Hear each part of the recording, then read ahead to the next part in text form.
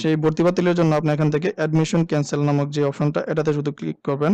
তো আপনারা দেখতে পাচ্ছেন এখানে বাম দিকে যে ৭০০ টাকা ফি লাগবে এটা করতে গেলে আপনার অনলাইনে। তো ৭০০ টাকাটা এখন দিতে হবে না, এটা পরবর্তীতে আবেদনের শেষে। তো আমরা দেখি যে আবেদনটা কিভাবে করতে হবে। তো এর জন্য অ্যাডমিশন ক্যান্সেলে ক্লিক করলাম। অ্যাডমিশন ক্যান্সেলে ক্লিক করার পর এরকম একটি পেজ আসবে। তো এখান থেকে আপনারা কিছু ডকুমেন্টস এখানে তাদেরকে দিতে হবে।